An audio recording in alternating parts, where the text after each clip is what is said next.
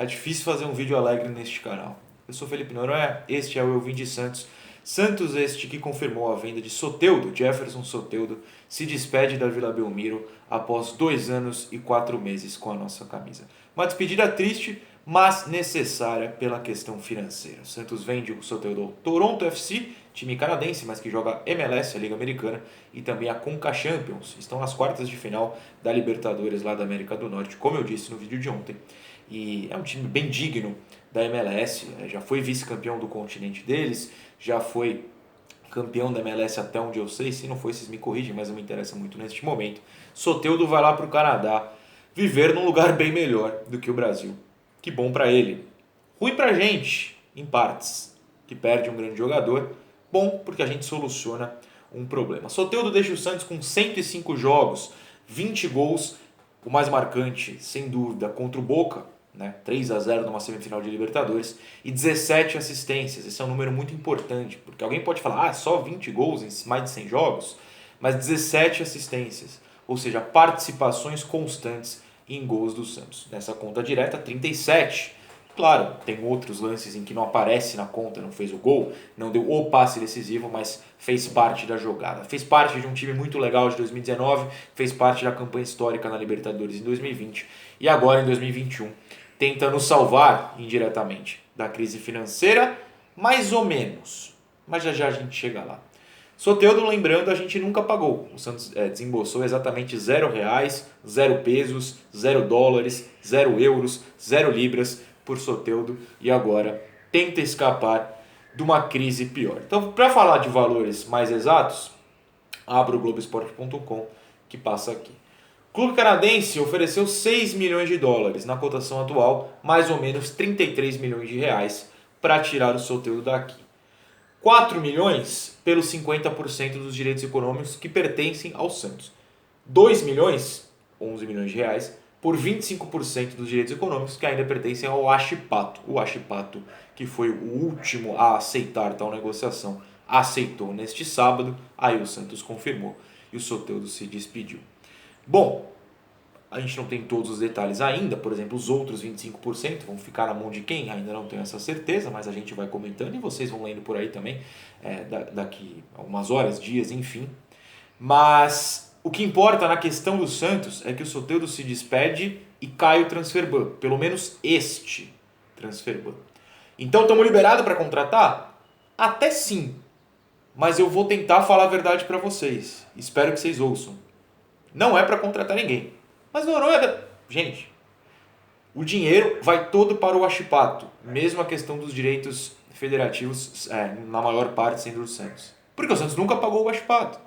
O Santos ainda deve lá mais de 30 milhões ao Huachipato. Então esse dinheiro basicamente entra para o Santos repassá-lo ao Huachipato. Sobra um troco qualquer que não dá para contratar reforço digno de maneira alguma. Então cai o transfer ban, e a importância de cair o transfer ban não é poder contratar, é evitar que a punição se alongasse o suficiente para a FIFA falar, então vocês perderam ponto aí no Brasileiro, na Libertadores, onde quer que seja. O Santos deixa nesse momento de correr o risco de perder pontos, algo muito importante, né? Obviamente. Pode voltar a contratar, ainda não cai automaticamente, vai ter a notícia daqui a alguns dias, tem a negociação e tal, mas não é para contratar. Mas o Noronha precisa de reforços, eu sei. Não é com esse dinheiro. Esse dinheiro é do Huachipato. A gente simplesmente está repassando o que nunca pagou ao Huachipato. Essa é a nossa realidade. Sendo essa a nossa realidade, a gente precisa ter paciência.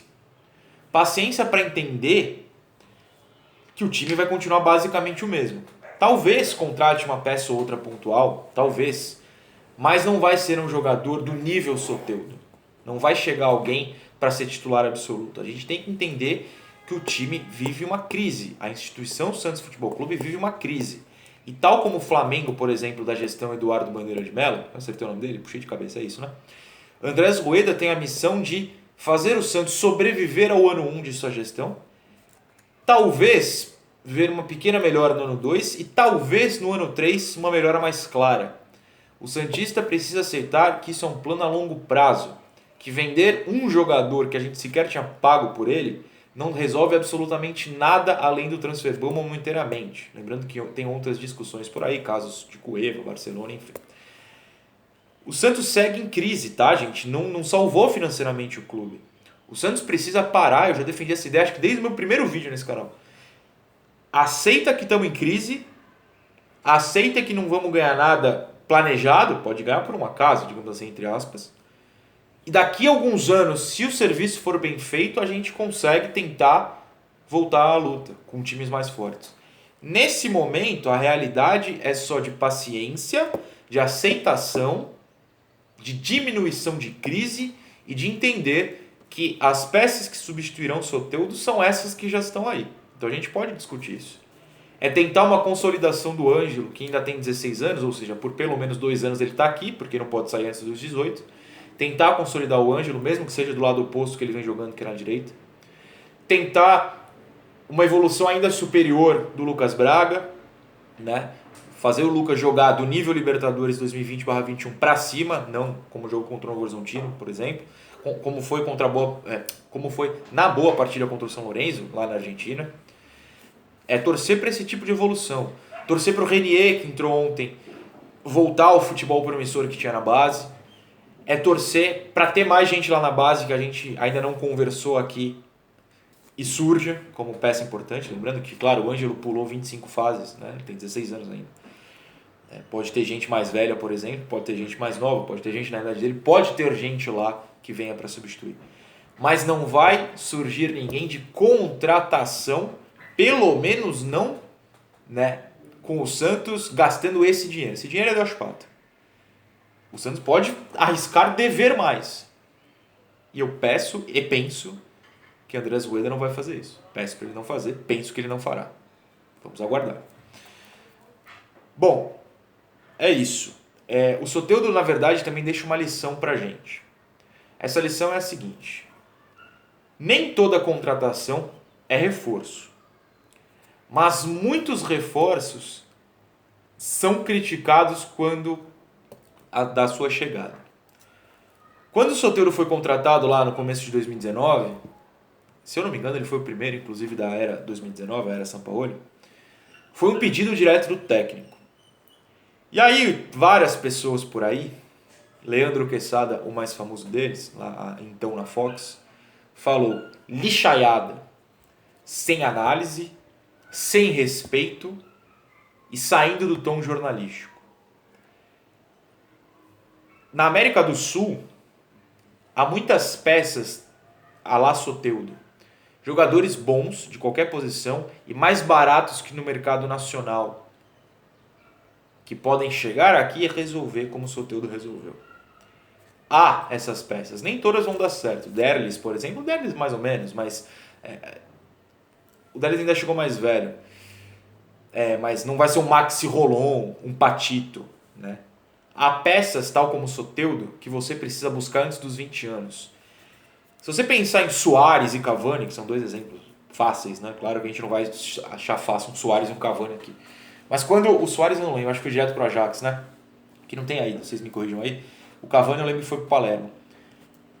Times lá da Europa vão no River Plate uruguaio, no Rentistas, que vai pegar o São Paulo essa semana, no próprio Huachipato lá no Chile, em algum time da Venezuela, e observam esses moleques de 17 anos, 16, e quando eles fazem 18, puf, já tá certo para ir pro time. O Brasil, e não digo só o Santos, o Brasil, o futebol brasileiro precisa fazer isso. Trazer jogadores de base da América do Sul, como foi com o Poroso, como a gente já fez aqui com o Caio Nascimento, a análise dos bolivianos. Os Soteudos que podem ser encontrados são esses meninos, 16, 17, 18 anos, que a Europa ainda não enxergou e o Brasil precisa estar lá. Então o Santos precisa estar muito ligeiro a isso. Há Soteudos por aí, com preços dignos, né? O Soteldo, por exemplo, já tinha passagem pela Universidade do Chile, por exemplo, e era vice-campeão do mundo, sub-20 com a Venezuela, então o valor já tinha crescido. Mas há peças por aí de valores mais baixos. É possível substituir o Soteldo, não agora, com reforço, né? É possível agora com Ângelos, Lucas Bragas, Reniers, enfim, vamos ver o que o Roland vai fazer. Mas é preciso abrir o olho para essa lição que a existência do Soteldo por 2 anos e meio aqui deixou. Outra lição que ele deixou, muita gente, inclusive muita gente querida, odiava o Soteldo em 2019, não teve paciência para um cara de 1,60 m, que tinha acabado de chegar no novo país e já queria queimar. Não queimem. Não queimem. Busquem enxergar o além, que não é só o que está fazendo no momento, é o potencial que o que ele está fazendo mostra que ele pode fazer de melhor. O Soteldo tinha isso, muita gente queimou, eu apanhei muito aqui por defendê-lo e deu certo. Paciência em todos esses tópicos que eu citei. Soteldo se vai, fica o nosso obrigado, acho que ele criou grandes histórias e como eu digo, as grandes histórias não são só os títulos, são os grandes jogos, aquele momento que te marcou e você vai levar para sempre. Santos e Boca é um deles, o Soteldo estava lá, fez um golaço, a gente sempre vai levar com o coração e eu tenho certeza que o Soteldo também nos levará e levará o Santos no coração dele. Obrigado ao Soteldo, quem sabe no futuro a gente se reencontra, vocês eu encontro depois aqui no canal. Tchau.